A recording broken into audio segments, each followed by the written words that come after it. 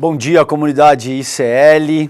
Bem-vinda a mais uma edição do Desperta ICL. Hoje comigo, César Calejon, 7 horas em ponto do dia 9 de maio de 2024. Estamos começando mais uma edição do programa. Hoje vamos tratar da situação calamitosa no Rio Grande do Sul, no sul do país.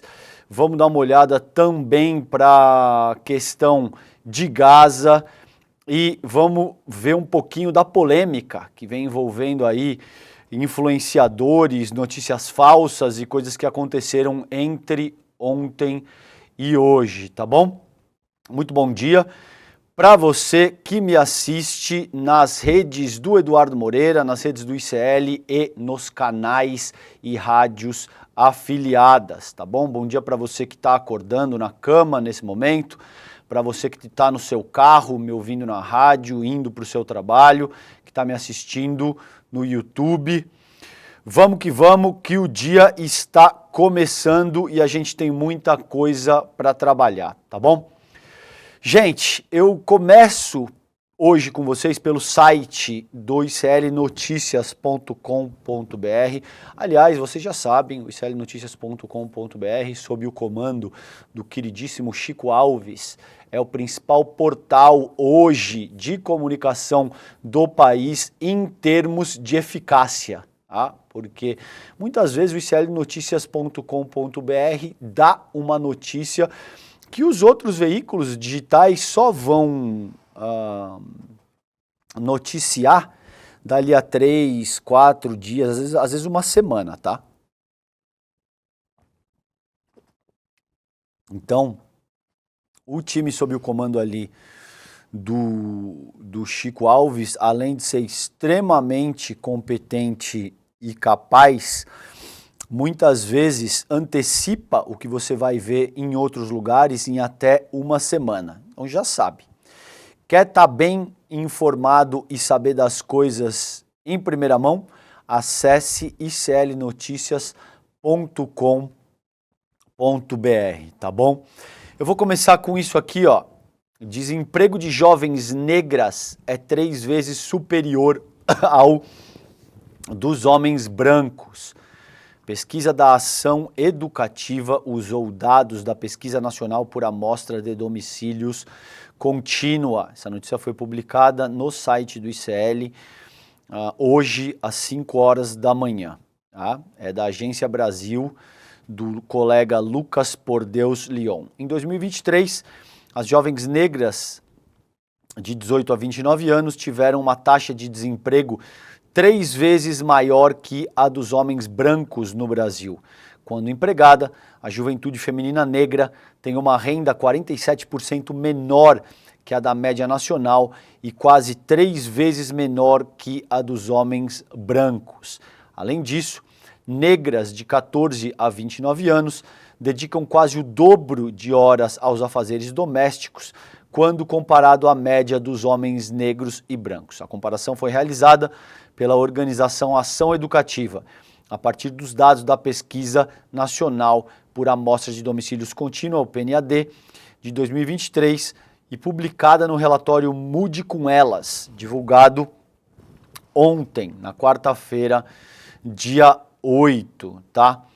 A jovem negra Pamela Gama, de 26 anos, contou que vive na pele o que os números divulgados pela pesquisa evidenciam. Moradora da Zona Leste de São Paulo, Pamela decidiu retirar do currículo o link de uma rede social de empregos onde havia uma foto dela. Você imagina a dor que isso não implica, tá bom? Ela tirou a foto do perfil dela na tentativa de ser chamada para mais entrevistas, abre aspas para ela. Eu coloquei o link do meu perfil e depois tirei porque eu não estava recebendo tantos convites para fazer entrevistas.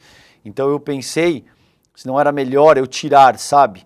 Revelou a jovem formada em relações públicas, acrescentando que melhorou um pouco, entre aspas, a convocação para entrevistas depois da mudança.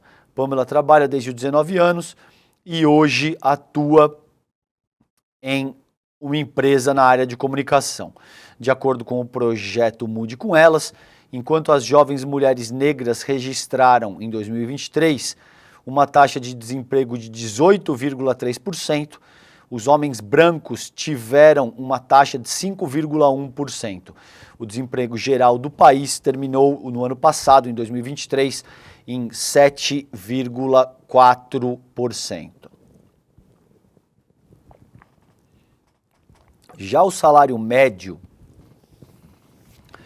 da população no ano passado foi de R$ 2.982, enquanto o das jovens negras foi de apenas R$ 1.582. Se comparado com homens brancos, a diferença salarial é ainda maior. Como a renda média desse grupo foi de R$ 4.270 em 2023, ela é 2,7 vezes maior que a das jovens mulheres negras, tá bom?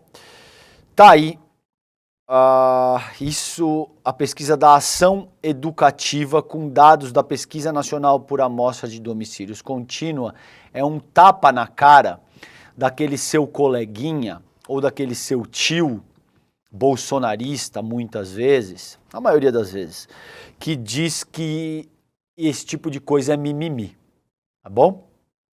Isso são dados práticos, empíricos.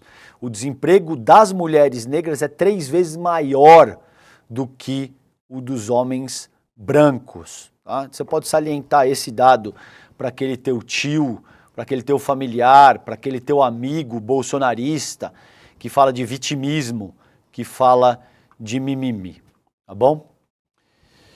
Gente, ainda no site iclnoticias.com.br, pesquisa Atlas Intel, aprovação de Lula volta a crescer e fica acima de 50%. A avaliação positiva do presidente ficou em 51% em maio. Na última medição, em março, a taxa era de 47%.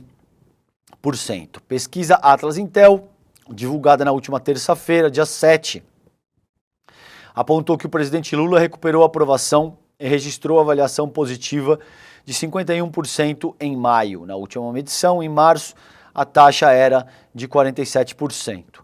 Segundo a pesquisa, a desaprovação de Lula passou de 46% em março para 45% em maio. Já a taxa dos pesquisadores que responderam não sei caiu de 7% para 4%. A pesquisa Atlas Intel aponta que a melhor taxa de aprovação de Lula foi em julho de 2023. Na ocasião, o presidente era aprovado por 53%, enquanto que a taxa de reprovação mais baixa foi registrada em janeiro de 2023, tá? Avaliação do governo. A pesquisa Atlas Intel mostra também o governo federal com uma melhor avaliação, considerando a pesquisa entre março e maio, a avaliação de bom ou ótimo passou de 38% para 43%. Já os que consideram ruim ou péssimo, o número se manteve na casa de 41% e aqueles que avaliam como regular caiu de 18% para 15%. Não sei, ficou em 1,1%. Então, segundo essa pesquisa da Atlas, a aprovação da imagem do Lula e do governo, mostrando aí uma sensível melhora nas últimas semanas, tá bom? Gente, 7h09. Bom dia para você que chega agora ao Desperta ICL. Hoje a gente vai trabalhar basicamente as questões das enchentes no Rio Grande do Sul e vamos conversar um pouco a respeito desta polêmica aqui ainda no site do iclnoticias.com.br. A AGU pede, que é a Advocacia Geral da União, pede direito de resposta por notícias falsas publicadas por coach Pablo Marçal. Coach é um termo ótimo, né? Por coach Pablo Marçal. O coach, o Pablo Marçal, ele é, vocês sabem, coach é um termo que significa treinador. em inglês, e ele foi o treinador que ficou conhecido, ele ganha alguma notoriedade, o Pablo Marçal, por levar 32 pessoas para o Pico dos Marins, e ele e as outras 32 pessoas tiveram que ser resgatadas pelos bombeiros, porque senão teriam todos morridos ali no Pico dos Marins, tá bom?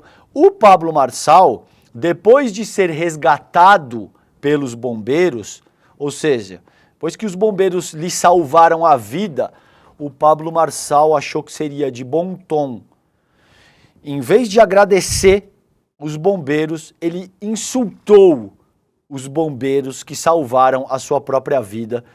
Eu acho que isso dá conta para vocês de quem é o Pablo Marçal e o nível do caráter do coach Pablo Marçal, tá bom? Então, isso aqui é da Agência Brasil. A AGU entrou com ação judicial com pedido de resposta contra o coach Pablo Marçal em razão de postagens com informações falsas sobre a atuação das Forças Armadas na prestação de auxílio à população do Rio Grande do Sul, vítima de inundações causadas por tempestades registradas no estado. Marçal foi acionado pela AGU por ter postado vídeos no Instagram e no TikTok usando as Forças Armadas, acusando as Forças Armadas de inércia na tragédia. Conforme a Constituição Federal, o direito de resposta deve ser proporcional ao agravo sofrido. Na avaliação da AGU, o pedido de direito de resposta, abre aspas, é necessário para promover o esclarecimento do conteúdo e manter a integridade da informação em prol de toda a sociedade. Então, gente, basicamente, o que acontece aqui? O Pablo Marçal vem sistematicamente utilizando de notícias falsas para desacreditar a atuação do governo federal, das Forças Armadas e para fazer crer que o Estado é insuficiente e não dá conta de endereçar questões como essa. A questão mais polêmica foi a seguinte, é típico do método bolsonarista, tá? O Pablo Marçal disse que os caminhões que levavam ajuda humanitária para o povo gaúcho estariam sendo barrados, estariam sendo retidos.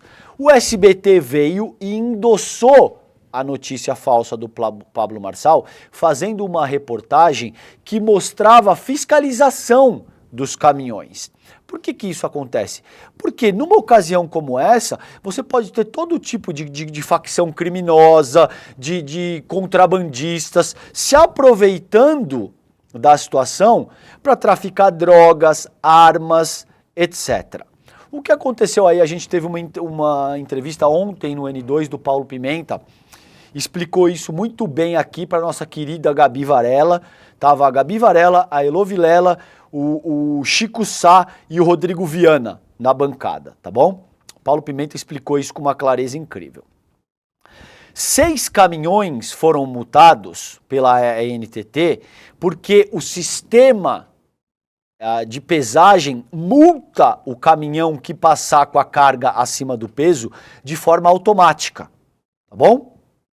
Então, esses caminhões foram multados de forma automática e naturalmente existe um sistema de fiscalização para se certificar de que as pessoas estejam levando comida, água, roupas, tudo que seja pertinente e que a população gaúcha de fato precise. Que você não esteja levando droga e arma, por exemplo, se valendo de uma situação como essa para praticar atividade ilícita. Muito bem, o Pablo Marçal, ou por ignorância ou por deliberação, passou a divulgar a notícia falsa de que caminhões estariam sendo barrados, que as pessoas não sabem como fazer as coisas e que ele é o grande coach messiânico que iria ensinar como o Estado deve agir. Me parece razoável argumentar que, se esse é o caso, você pode ou provar a tua acusação, essa é só uma, eu só estou dando aqui um único exemplo. Ou você prova a tua acusação, ou você responde na medida da lei, tá bom? Isso é absolutamente importante, não só nesse caso com o Pablo Marçal, mas considerando toda a atuação da extrema-direita. Isso é típico da extrema-direita. A extrema-direita reiteradamente torce aquilo que seria o fato, cria com base nisso uma notícia falsa, dissemina essa notícia falsa, causa um estrago incalculável e depois ou banca a vítima, dizendo que está sendo perseguida pela ditadura da toga, né? Ou volta atrás e diz que foi mal interpretada, que a fala foi tirada de contexto. Nunca falha. Todos os influenciadores, comunicadores e políticos de extrema-direita agem dessa maneira. Nesse contexto, ou o Estado brasileiro vai fazer valer a lei, vai fazer valer a nossa arquitetura constitucional e vai imputar essas pessoas com as devidas responsabilidades, ou o nosso processo democrático se torna literalmente inviável. Porque se as pessoas podem mentir, pessoas que têm milhões de seguidores, a despeito da sua inépcia e cretinice, tem milhões de pessoas nas redes sociais, e essas pessoas podem mentir descaradamente, sem nenhum tipo de consequência jurídica, o nosso processo democrático se torna inviável, tá bom? Gente, 7 horas e 16 minutos. Bom dia para você que chega agora ao Desperta ICL na manhã do dia 9 de maio, quinta-feira. Vamos trabalhar agora a questão do sul do país. Metsul alerta para enchentes de graves proporções no entorno da Lagoa dos Patos, tá? Ainda no site iclnoticias.com.br, o Metsul emitiu ontem, na quarta-feira, um alerta para enchentes de graves proporções nas cidades do entorno da Lagoa dos Patos, na região sul do Rio Grande do Sul, nos próximos dias. Pelotas e Rio Grande deverão ser os municípios mais afetados. Abre aspas para o informe do Metsul, a quantidade de água que está descendo os cerca de 300 quilômetros entre o Guaíba e a parte sul da Lagoa dos Patos, tecnicamente, Laguna dos Patos é colossal. Todos os rios, que desaguam na lagoa tiveram enchente recorde ou histórica, informa aí o Metsul, tá? Segundo a previsão, água alcançará locais em Pelotas em que jamais chegou, inclusive no centro. Grandes áreas da quarta cidade mais populosa do estado e a maior da metade sul gaúcha vão ficar debaixo d'água. Em alguns locais, a inundação será severa à extrema.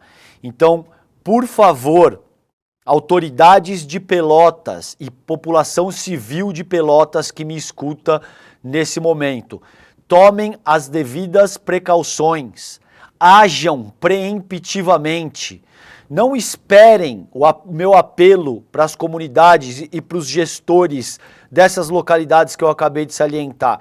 Não esperem a água chegar no pescoço das pessoas, nas UTIs, para então fazer a evacuação dessas pessoas. Ajam preemptivamente. Existe um informe que a água alcançará locais em Pelotas em que jamais chegou, inclusive no centro. Grandes áreas da quarta cidade mais populosa do estado e a maior da metade sul gaúcha vão ficar debaixo d'água. Ajam e ajam com rapidez, com celeridade e com eficácia, tá bom? Para vocês que me escutam nesse momento, não esperem a água subir para então tomarem medidas atabalhoadas ou alegarem que esse tipo de coisa não poderia ser antecipada, tá bom? Tá aí o alerta do Metsul e do ICL para a população de Pelotas, Rio Grande e região. A água deve subir e deve subir rápido ao longo do dia de hoje. Ajam preemptivamente. Gente, com base nisso, eu dou uma rápida passada aqui na home do iclnoticias.com.br. Tá aí então, Metsu alerta para enchentes de graves proporções no entorno da Lagoa dos Patos, principal destaque. 8 em cada 10 professores já pensaram em desistir da carreira. A AGU pede direito de resposta por notícias falsas publicadas por coach Pablo Marçal. Desemprego de jovens negras é 3 vezes superior ao dos homens brancos. INMET alerta para novos temporais no Rio Grande do Sul a partir de sexta-feira, dia 10. Copom reduz taxa de juros básicos da economia para 10,5% ao ano. E ainda tem os nossos colunistas Juda Alpiva, Chico Sá e o time de craques do ICL. Tá bom? Gente, vamos para Folha de São Paulo. Agora tem uma questão polêmica envolvendo a Folha de São Paulo que eu vou trabalhar com vocês ainda nessa edição do Desperta ICL, tá bom? Isso aqui foi publicado ontem, dia 8 de maio, 11 horas e 10 minutos e atualizado às 11 horas e 15 minutos. Rio Grande do Sul chega a 100 mortes em meio à falta de água e comida e temor de novas tempestades. Resgate de vítimas teve que ser paralisado devido à volta da chuva, que deve se intensificar nos próximos dias. Nível do Guaíba recuou.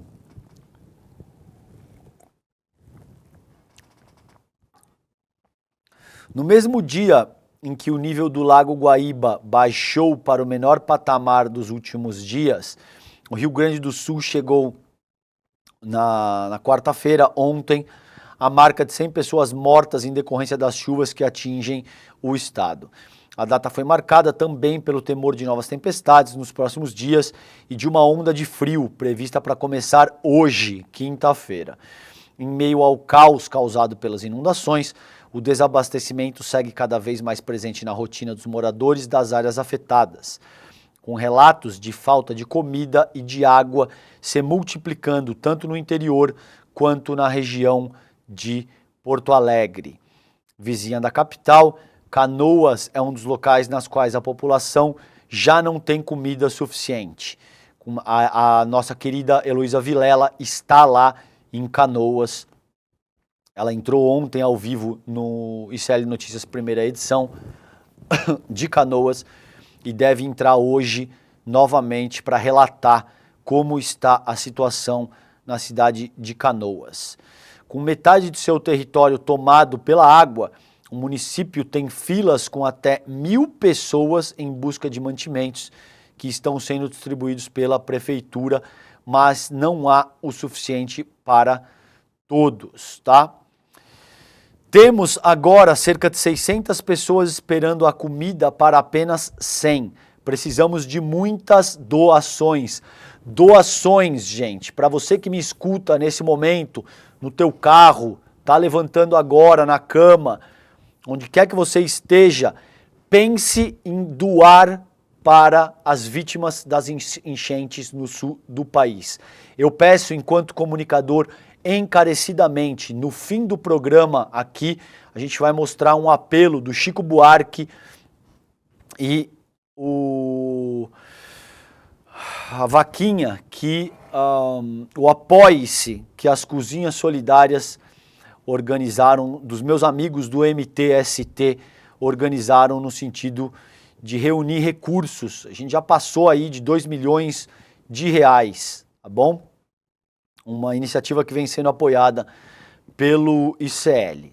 Porque nesse momento, quando a coisa aperta, gente, quando o couro come, aí a gente vê quem de fato é lacrador, quem de fato fica falando de dogma religioso, quem de fato fica fazendo populismo penal e quem ajuda, quem bota a mão na massa, quem sabe como agir num momento de crise como esse. Quando a coisa aperta, quem vai ajudar é o MST, é o MTST, é o ICL, esse tipo de organização e instituição, tá bom?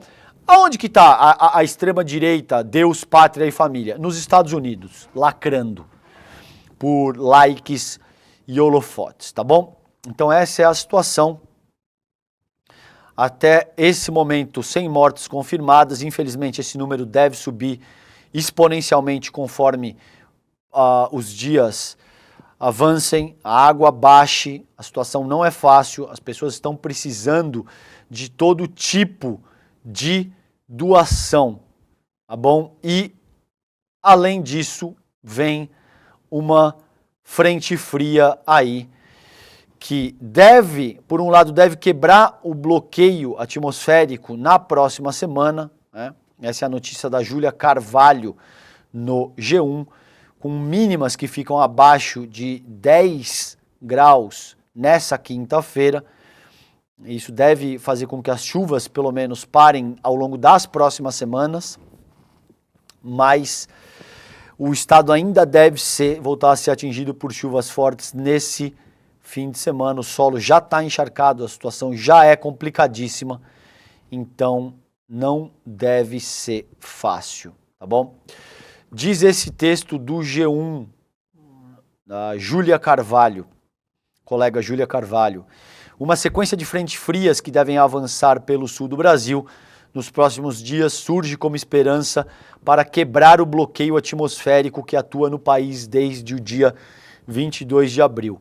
Esse sistema é o responsável pela onda de calor que vem mantendo as temperaturas elevadas no sudeste e no centro-oeste e é um dos fatores que contribui para as chuvas constantes no Rio Grande do Sul.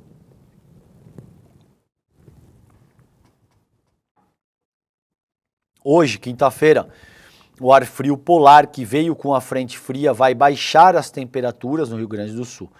Segundo a Climatempo, áreas do sul gaúcho podem registrar mínimas abaixo dos 10 graus. O Instituto Nacional de Meteorologia, o INMET, emitiu um alerta de perigo potencial por conta do declínio da temperatura esperado para boa parte do estado.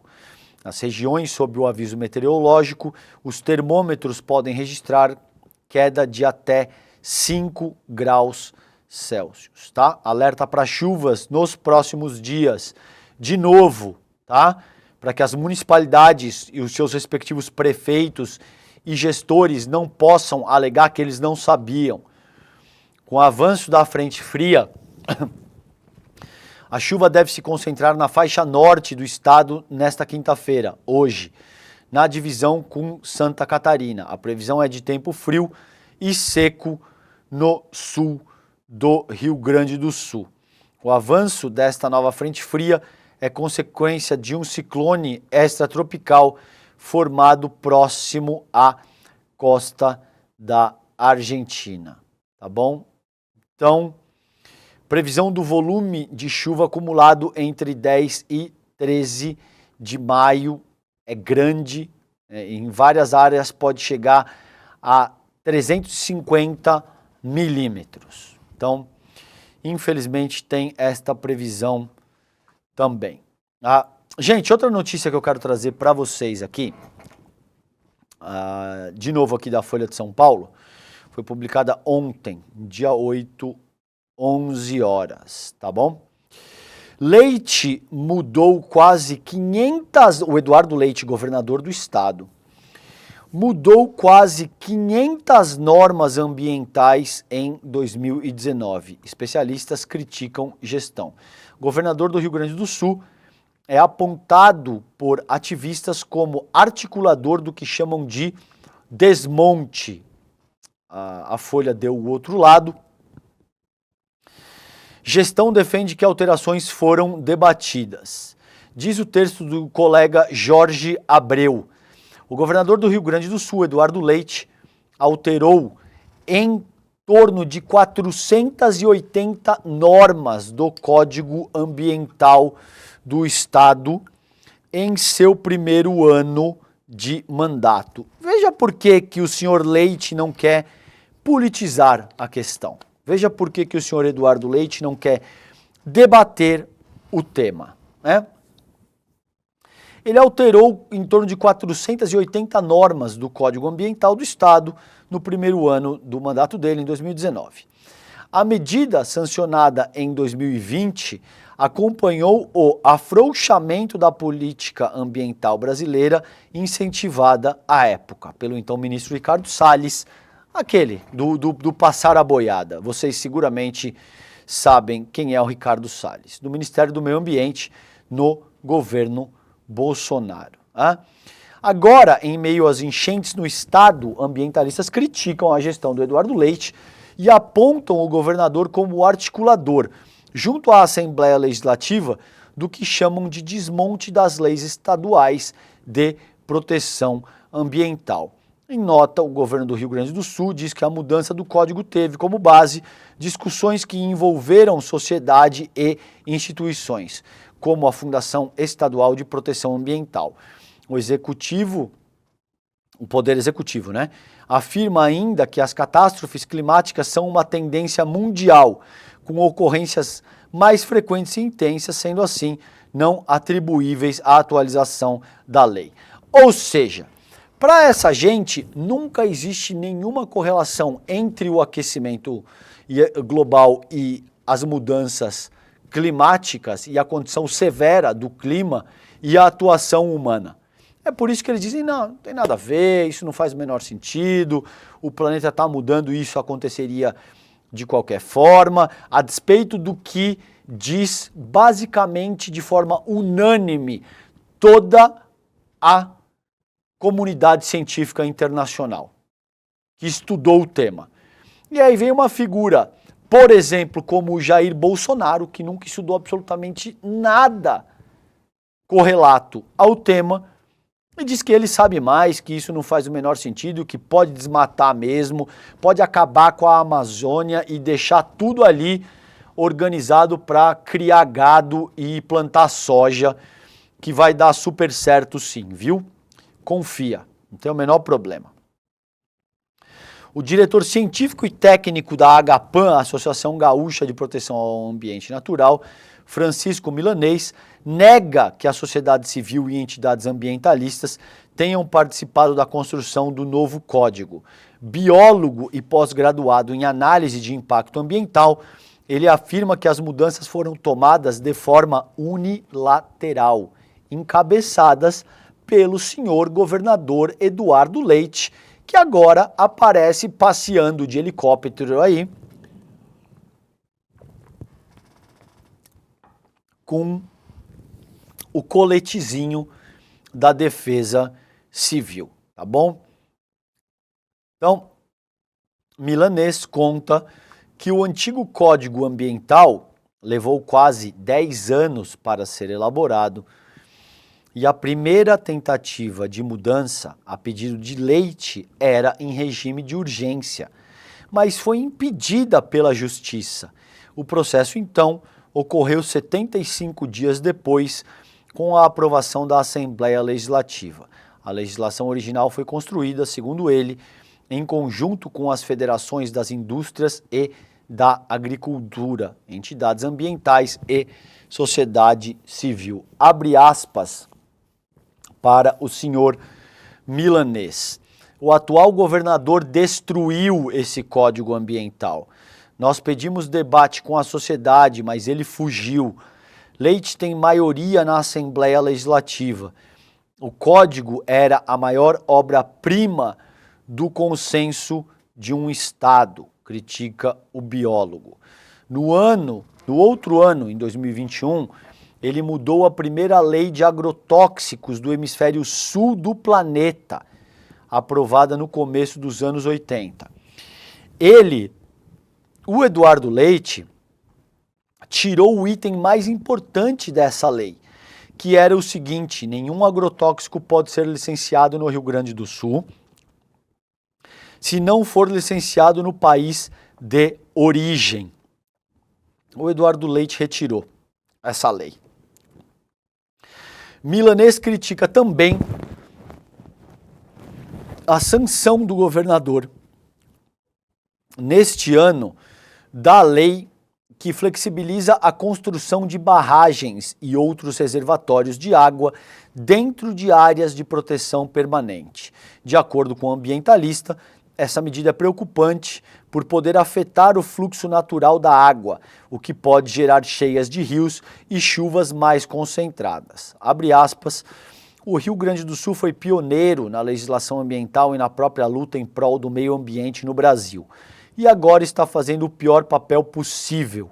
Nesses últimos anos, nós estamos pagando a conta da destruição ambiental e ela se dá por várias formas. Para Márcio Astrini, secretário executivo do Observatório do Clima, rede de mais de 100 organizações socioambientais, o desmonte vai além do governo estadual e da Assembleia Legislativa. Ele enfatiza a participação do Congresso Nacional no afrouxamento de políticas ambientais, com a contribuição de deputados federais e senadores eleitos pelo Rio Grande do Sul. A gente vai ver isso em seguida, tá?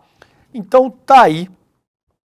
Depois a gente tem figuras como o senhor Pozobon, prefeito de Santa Maria, como o governador Eduardo Leite, dizendo que eles não têm absolutamente nada a ver com isso, que esses eventos são uma fatalidade, que eles vão e aconteceriam de qualquer maneira e que eles sequer poderiam ter antecipado qualquer tipo de medida no sentido de mitigar os estragos causados pelas chuvas e pelas enchentes.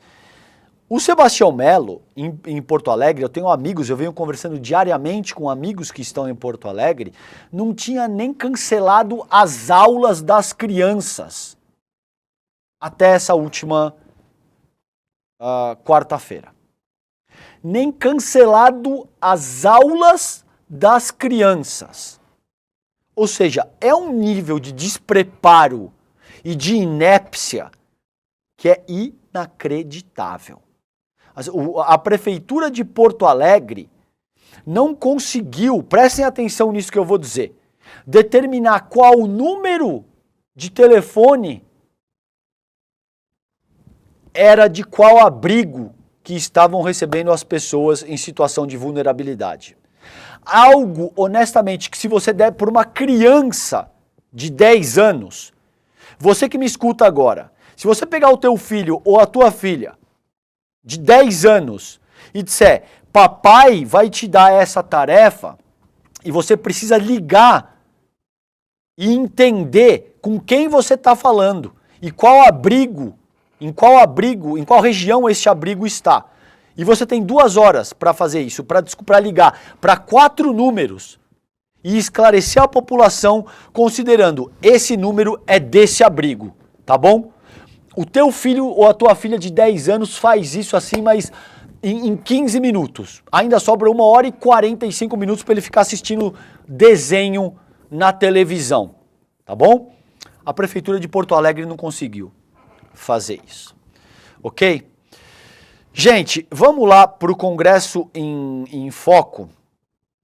Ambientalistas denunciam pacote da destruição, com 28 propostas no Congresso. Eu vou passar muito brevemente, não vou ter como trabalhar isso na integralidade com vocês, porque é muita coisa, mas eu só vou dar um exemplo. Ou seja, em meio à maior tragédia climática que a gente já viu, a gente tem o Congresso Nacional querendo aprovar um pacote de destruição para aprofundar a dimensão da tragédia climática que a gente já tem no Rio Grande do Sul. A gente tem o PL 3334, que viabiliza a redução da reserva legal na Amazônia.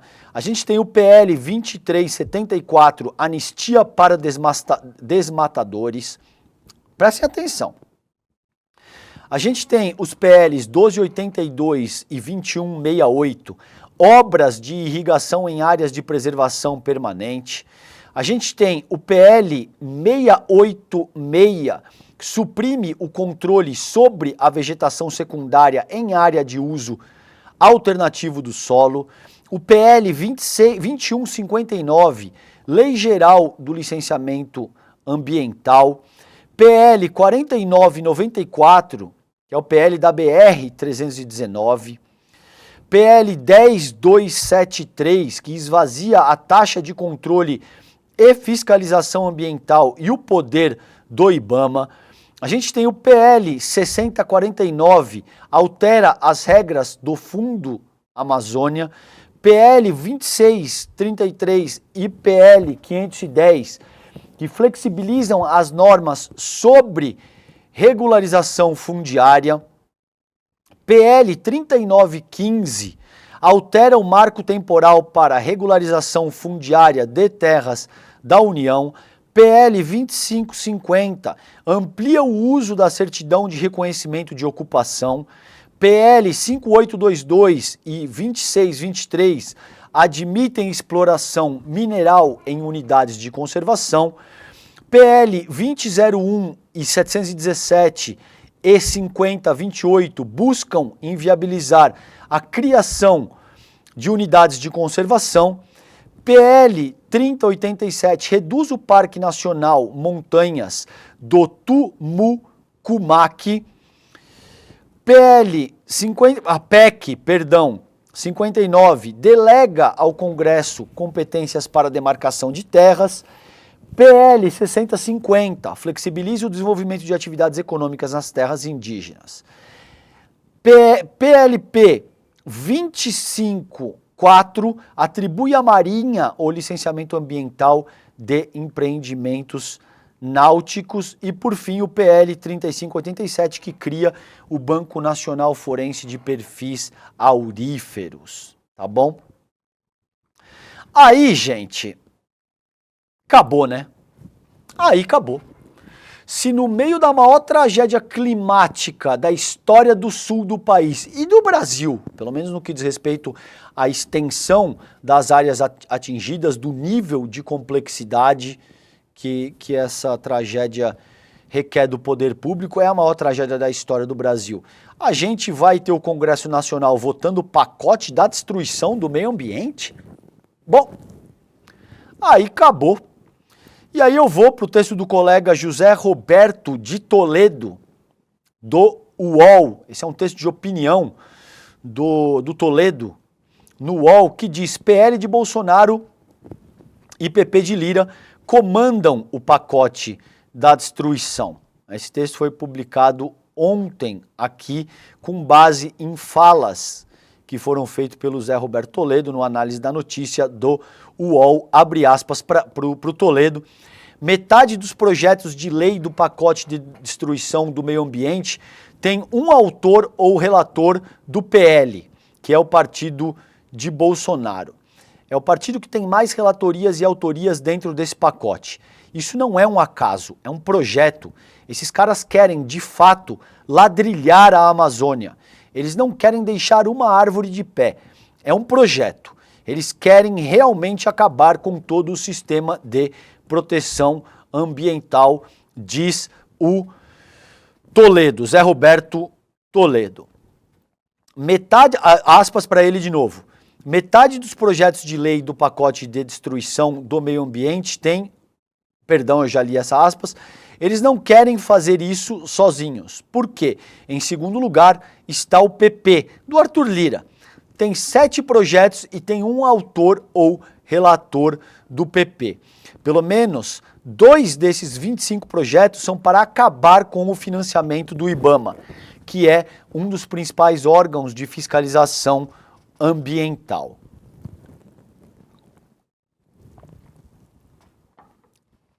Tem uma taxa que é usada para ajudar a financiar o IBAMA. Jerônimo Guergen, um deputado do Rio Grande do Sul, tem obsessão em acabar com o IBAMA. Jerônimo Guergen, segundo o Toledo, o deputado do Rio Grande do Sul, tem obsessão em acabar com o IBAMA. Ele tem um projeto que esvazia completamente as funções e o cofre do IBAMA. Além deles mudarem a lei para flexibilizar as regras, torná-las mais lenientes, facilitar a vida dos destruidores e das pessoas que grilam as terras, tem um monte de projeto para legalizar área grilada. Não são ações isoladas de pessoas, isso é uma plataforma, um projeto de um lobby, muito além do lobby do agronegócio. Tem um grande negócio por trás da ocupação ilegal de terras na Amazônia. É um grande negócio, tá bom? O lobby é patrocinado pelo PL e pelo PP, sem contar outros poucos partidos. Esses caras representam esse lobby. Quem está patrocinando isso institucionalmente é o PP do Arthur Lira e o PL do Bolsonaro. São os dois partidos à frente das autorias e relatorias desses projetos. Juntos, eles têm mais da metade desse pacote da destruição. Vale a pena pensar nisso quando você que me escuta for eleger o teu próximo representante nas eleições municipais desse ano. Tá bom? Gente, eu quero reverberar com vocês uma publicação aqui do nosso querido Eduardo Moreira, que dá conta do seguinte: o Eduardo fez uma publicação no Instagram dele, mostrando o vice-prefeito de Porto Alegre, com um boné da Brasil Paralelo, que é notoriamente uma produtora de conteúdo negacionista da crise climática, entre outras coisas. Mas para os efeitos do que eu estou discutindo hoje com vocês aqui, eu vou só me ater a isso. Aspas para o nosso querido Eduardo Moreira. Numa boa, é para acabar com tudo. O vice-prefeito de Porto Alegre gravando vídeo com um boné do Brasil Paralelo, que pratica desinformação negando aquecimento global. Mas é pior do que isso. O vice-prefeito trabalha para o Brasil Paralelo. É isso mesmo. O vice-prefeito de Porto Alegre trabalha para uma organização negacionista da crise climática. O vice-prefeito de Porto Alegre trabalha no Brasil Paralelo, enfatiza o Eduardo Moreira indignado. Agora, se o vice-prefeito trabalha para uma empresa negacionista e faz propaganda dela no meio da tragédia, esperar o quê? Questiona o nosso querido Eduardo Moreira, tá bom? E aí, eu vou para o Sul 21, ao encontro do que pergunta o nosso querido Edu Moreira. Tem a publicação da Betina Gen, no Sul 21, a colega Betina Gen, dizendo: testados em momento crítico, Estado e Prefeitura de Porto Alegre expõem desorganização. Listamos algumas situações em que o poder público, em vez de orientar, confundiu a população ou não conseguiu proteger os seus bens, tá? Eu não vou conseguir trabalhar isso na integralidade com vocês, mas fica a dica de leitura do texto da Betina Gen no Sul 21, relatando a inépcia da Prefeitura de Porto Alegre e do Estado no sentido de organizar uma resposta minimamente adequada para mitigar os estragos que foram causados pelas chuvas, tá bom? Gente, quero explorar com vocês nesses 12 minutos finais aqui a polêmica que está rolando aí. Vou explicar para vocês muito brevemente. A Folha de São Paulo publicou uma notícia dizendo que o governo teria dispensado a ajuda do Uruguai para trabalhar nos resgates às vítimas das enchentes no sul do país. Basicamente, a Folha deu que o governo tinha negado a ajuda. O governo esclareceu que não negou. O governo Lula esclareceu que aceitou o que pôde aceitar no sentido daquilo que poderia ser utilizado de uma forma adequada e que negou o que não poderia ser utilizado, agradecendo encarecidamente a oferta do Lacadepol do governo uruguaio. Muito bem, a Folha publicou em seguida: governo mente ao afirmar que não dispensou oferta de ajuda do Uruguai ao Rio Grande do Sul. Nota da SECOM omite lanchas e drones colocados à disposição por país vizinho. Esse texto foi publicado ontem, dia 8 de maio, 8 horas e 3 minutos, pelo colega Ricardo Della Coleta. A SECOM, que é a Secretaria Especial de Comunicação Social do governo Lula, mentiu nesta quarta-feira ao afirmar em nota oficial que o governo brasileiro não recusou oferta de ajuda do Uruguai para operações de socorro às vítimas das cheias no Rio Grande do Sul. Na terça, a Folha revelou que o governo Lula dispensou uma oferta de ajuda do Uruguai por lanchas, um avião e drones para auxiliar no resgate às vítimas das enchentes no Rio Grande do Sul. Aí tem a nota da SECOM e segue o texto do Coleta. A solicitação envolvia o empréstimo de 2 lanchas motorizadas com as suas tripulações, 2 drones para a busca de pessoas em situação de isolamento, com os respectivos operadores uruguaios, e de um avião de transporte Lockheed KC-130H Hércules. A aeronave serviria para levar as lanchas às regiões afetadas e também poderia ser usada para transportar doações humanitárias que estão sendo recolhidas no Uruguai. O pacote de ajuda humanitária partiu de uma solicitação formalizada pelo governador do Rio Grande do Sul no sábado. No mesmo texto, a Folha informou que uma primeira oferta de ajuda uruguaia tinha sido aceita de um helicóptero de resgate com sua tripulação. A aeronave opera desde o fim de semana no estado. Na quarta, a SECOM usou o caso do helicóptero para afirmar que o governo brasileiro não recusou oferta de ajuda uruguaia para o Rio Grande do Sul. Tá? Então tem essa polêmica que se criou entre o governo federal e a Folha de São Paulo, e aí, depois dessa publicação da Folha, o governo, através da Secretaria de Comunicação Social, às 10 horas e 36 minutos de ontem, com atualização às 10 horas e 41 minutos, soltou essa nota à imprensa dizendo: Folha acusa o governo de mentir, mas não mostra qual é a mentira. Segue para o texto do governo, em texto publicado na noite da última quarta-feira, de ontem, sem ouvir nenhum representante do governo, o jornal Folha de São Paulo faz uma acusação grave. Afirmou que o governo mente ao afirmar que não dispensou oferta de ajuda ao Uruguai, ao Rio Grande do Sul. Para sustentar essa afirmação, o jornal compara uma nota da Assessoria de Comunicação do Ministério da Defesa com uma nota da SECOM sobre o mesmo tema, como se fossem contraditórias. Não são. A nota do Ministério da Defesa afirma que, abre aspas, o Comando Militar Conjunto declinou da oferta da aeronave do Uruguai por restrições de pistas disponíveis para pouso em Porto Alegre. A segunda nota, elaborada para combater uma avalanche de fake news em torno do assunto, como a de que o governo estaria recusando a ajuda do Uruguai por motivos ideológicos, informa que o Brasil não recusou a ajuda do Uruguai.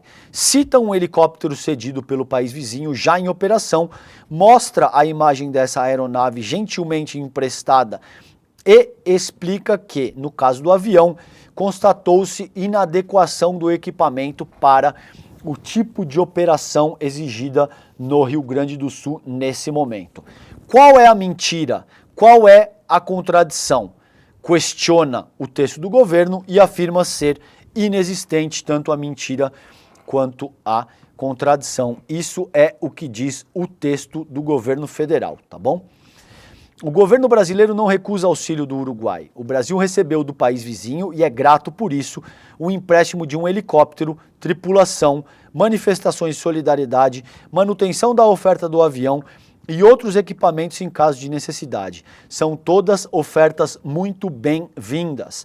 Há uma distância não desprezível entre a reestruturação da oferta, as necessidades específicas da operação e a afirmação falsa de que o Brasil recusa a ajuda do Uruguai. Esse é o texto da Secretaria de Comunicação Social da Presidência da República. Vamos ver se a Folha responde a essa notícia e a polêmica segue, ou se a Folha vai se dar por satisfeita e não vai dizer mais nada após essa nota da Secretaria de Comunicação Social. Tá bom? Gente, Vamos para a Carta Capital trabalhar o tema da invasão de Israel a Rafah. Esse texto foi publicado ontem pela Carta Capital via AFP. 9h16 da noite. Biden ameaça suspender fornecimento de armas se Israel invadir Rafah. Agora ele ameaça suspender.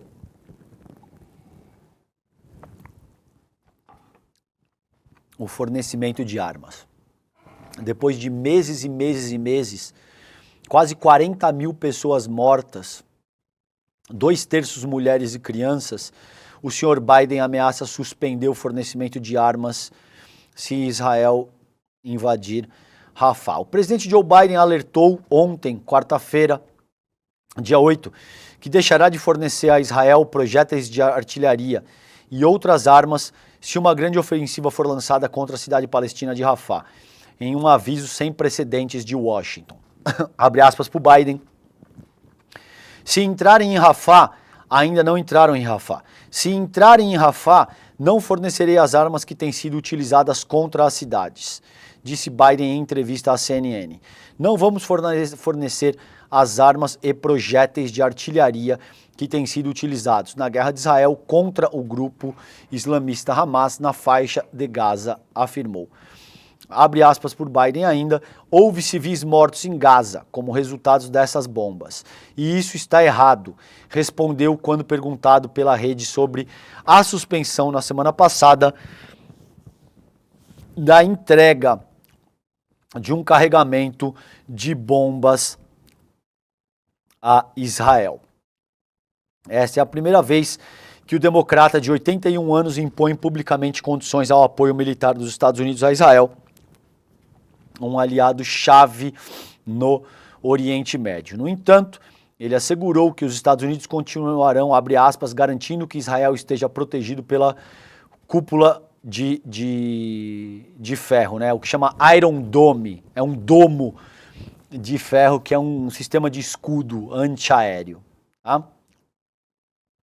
Perguntado sobre a operação militar que Israel lançou em Rafah, cidade no sul da faixa onde mais de 1 milhão de palestinos se refugiaram, Biden disse que não afetava centros de população, sugerindo assim que não se tratava de uma ofensiva de grande escala que exigisse uma reação de sua parte. Deixei claro para o Netanyahu e para o gabinete de guerra, vocês não contarão com o nosso apoio se de fato atacarem esses centros de população, afirmou o presidente estadunidense, referindo-se ao primeiro-ministro israelense, Benjamin Netanyahu, por seu apelido. Ele chamou o Netanyahu de Bibi. Bom, que o Bibi, o Netanyahu, que está aí na iminência de ser acusado pelo Tribunal Penal Internacional, e senadores republicanos estadunidenses estão fazendo uma força incrível, ameaçando o Tribunal Penal Internacional para que nenhuma autoridade israelense seja indiciada por genocídio e crime contra a humanidade. Seguimos acompanhando o que está acontecendo aí. Gente, para terminar, nesses 2 últimos minutinhos finais, eu quero pedir encarecidamente que vocês fortaleçam o apoie-se das cozinhas solidárias. Nesse momento, com a ajuda do ICL e o nosso engajamento, as cozinhas solidárias do MTST, que estão trabalhando com afinco para levar comida boa e de qualidade para as vítimas das enchentes no sul do país, já arrecadou R$ 2.615.542, com a participação de 8.424 pessoas. Vocês que me assistem nesse momento, por favor, acessem o link ou via Pix, que é mais fácil ainda, gente. O Pix é enchentes@apoia.se. Vou repetir, enchentes, no plural, enchentes@apoia.se. E contribua com qualquer valor. A nossa meta é alcançar os 3 milhões de reais. A gente está caminhando para isso e a tua contribuição pode ser fundamental para levar comida para as pessoas que estão enfrentando todo tipo de necessidades nesse momento. Eu vou pedir para a produção passar um vídeo do nosso querido Chico Buarque fazendo o apelo para vocês para encerrar o programa. Gente, vamos lá. A Cozinha Solidária de Porto Alegre está preparando e distribuindo marmitas para as vítimas da enchente. Você também pode contribuir para a distribuição de refeições a quem mais necessita. Por favor, qualquer valor, vocês podem depositar via Pix no link abaixo. Tá aí. Algumas pessoas nunca decepcionam. Chico Buarque é uma delas. Nunca decepciona o Chico Buarque. Doem, por favor. Com isso, eu encerro o Desperta ICL de hoje e vocês ficam com o ICL Notícias, primeira edição, o N1, tá bom? Beijo grande para vocês, bom dia e até já, gente. Fala turma, chegou o grande dia da nossa aula, tudo o que você precisa saber para investir com segurança e rentabilidade. A aula vai ser às 8 horas da noite no horário de Brasília e você que está inscrito ou inscrita vai receber um link, a maneira de acessar a aula, 1 hora antes. Se você não está inscrito ou inscrita, se inscreve agora, é gratuito participar e é uma aula que vai ser ali acessível para todo mundo. Vou ensinar desde o beabá até alguns conceitos mais sofisticados e tudo vocês vão poder utilizar na vida de vocês para tornar esses mares menos difíceis de se navegar, tá bom? Um abraço e até de noite.